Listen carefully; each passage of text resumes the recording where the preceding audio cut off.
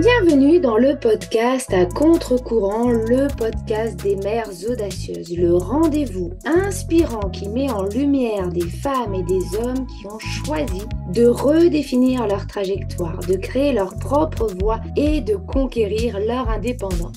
Je suis votre hôte, Nathalie Grimaud-Morvillet, et je suis honorée de vous accompagner dans ce voyage extraordinaire. Après plus de 15 ans en tant que salariée dans le domaine du marketing digital et après 4 discriminations à la maternité, j'ai décidé de prendre mon indépendance pour mieux profiter de mes enfants sans renoncer à ma carrière professionnelle. Avec la tribu digitale, j'aide désormais les parents à en faire de même. Dans ce podcast, à chaque épisode, nous vous présenterons des histoires captivantes de mères audacieuses, de pères engagés, mais surtout de parents déterminés qui ont trouvé le courage de se réinventer pour mieux concilier leur vie personnelle et professionnelle. Qu'il s'agisse de maman, de papa ou de famille, notre podcast est un espace où chacun peut trouver une source d'inspiration, de conseils et de perspectives pour embrasser un avenir empreint de flexibilité, d'épanouissement et de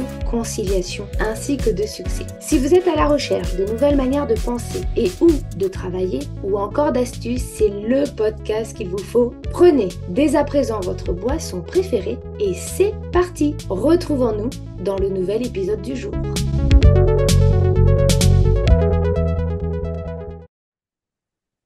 Bonjour et bienvenue dans ce nouvel épisode de podcast Mum Tips. Mum Tips, ce sont des petits épisodes plutôt rapides pendant lesquels je vous partage mes astuces, mes conseils, mes prises de conscience en tant que mumpreneur pour vous permettre d'atteindre vos objectifs et surtout de déconstruire des croyances portées par la société, nos proches et parfois même par nous-mêmes qui vont impacter négativement notre quotidien. L'idée de ces épisodes, c'est de vous permettre de passer à l'action avec des conseils qui parfois vont casser complètement les codes de notre société. Et aujourd'hui, nous allons explorer la possibilité de gagner 2 heures par jour. Car si vous êtes maman, vous rêvez parfois de journées bien plus longues pour pouvoir faire tout ce que vous devez faire. Et je vous comprends. Entre le travail, les enfants, la maison, le mari pour certaines, certaines d'entre vous ne peuvent pas prendre du temps pour elles, pour pouvoir faire des loisirs, des passions, voire même vous reconvertir professionnellement. Et trouver du temps semble parfois mission impossible. Mais, et si je vous disais que gagner 2 heures par jour, c'est possible? Et non, ce n'est pas de la magie, mais de l'organisation et un peu de stratégie. Ainsi, je vais aujourd'hui vous donner des astuces concrètes pour libérer du temps dans votre quotidien. Vous êtes prête à reprendre le contrôle de vos journées? Allez, c'est parti.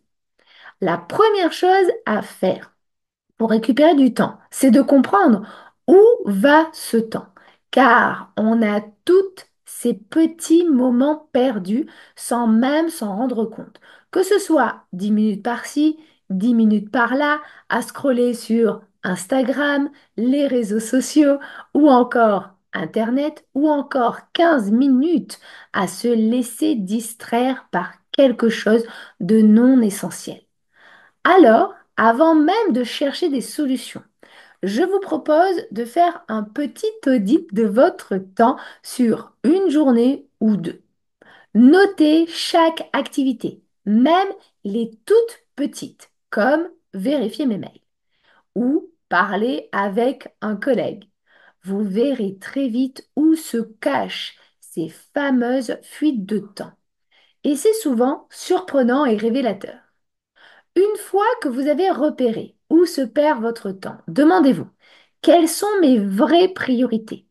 Qu'est-ce qui mérite vraiment mon attention et mon énergie tout au long de la journée? C'est une question clé, surtout si vous avez besoin de dégager du temps pour de nouveaux projets ou tout simplement pour prendre soin de vous. Maintenant que tout cela est posé, passons à l'action. Voici quelques stratégies simples mais efficaces pour regagner du temps perdu. Premièrement, le batching. Vous en avez peut-être déjà entendu parler. Ça consiste à regrouper des tâches similaires sur un temps prédéfini. Par exemple, au lieu de répondre à vos mails tout au long de la journée, fixez-vous des créneaux spécifiquement pour pouvoir les traiter. Par exemple, le matin avant de commencer, vers 9 heures, ou en cours de matinée à 10 heures ou 11 heures, puis en milieu de journée vers 16 heures. Vous allez être beaucoup plus efficace que si vous le faisiez au fur et à mesure des arrivées de mails. Ensuite, pensez à l'automatisation. Vous pouvez utiliser des outils numériques pour automatiser certaines tâches répétitives, comme par exemple programmer des rappels automatiques ou gérer vos factures en ligne. Moins vous aurez à vous soucier de ces petites tâches, plus vous allez libérer de l'espace mental et donc du temps pour traiter d'autres tâches puisque vous n'aurez plus à penser à celles-ci. Un autre point essentiel pour nous les mamans, c'est la délégation. Bien évidemment, on en a parlé d'ailleurs précédemment dans un précédent épisode. Apprenez à déléguer, que ce soit à la maison en impliquant vos enfants et ou votre mari, mais aussi dans le travail en externalisant certaines tâches. Et enfin, un conseil tout simple mais vraiment très puissant, apprenez à dire non. Il est parfois nécessaire de refuser des engagements qui ne sont pas en phase avec nos priorités actuelles. Ça nous permet de gagner du temps, mais ça nous permet également de savoir poser nos propres limites de ce que nous acceptons et de ce que nous ne souhaitons pas accepter.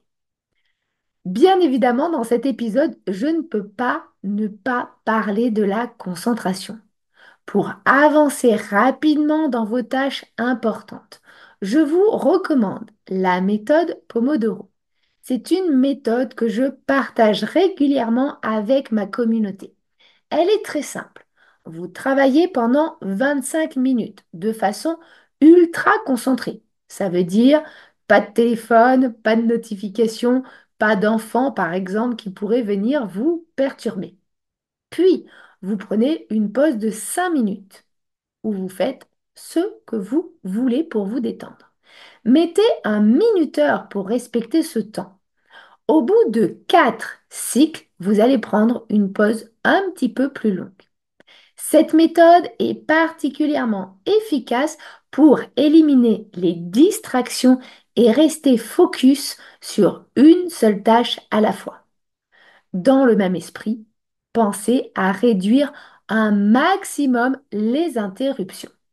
Par exemple, lorsque vous êtes dans une phase de travail ou que vous essayez d'avancer sur un projet personnel, éteignez les notifications de votre téléphone ou mettez-le dans une salle un petit peu plus loin de votre bureau. Même 10 secondes d'interruption peuvent vous faire perdre le fil. Et ça, c'est du temps perdu. Car on estime pour retrouver le niveau de concentration qu'on avait suite à une interruption que cela prend plusieurs minutes. Et voilà, j'espère que ces quelques astuces vous permettront de gagner de précieuses minutes, voire quelques heures par jour. Car gagner 2 heures chaque jour, c'est tout à fait possible.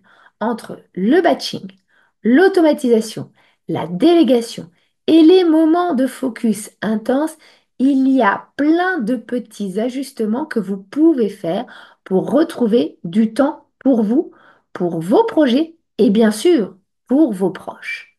Alors, pourquoi ne pas tester une ou deux de ces techniques dès aujourd'hui? Vous pourriez être surprise des résultats.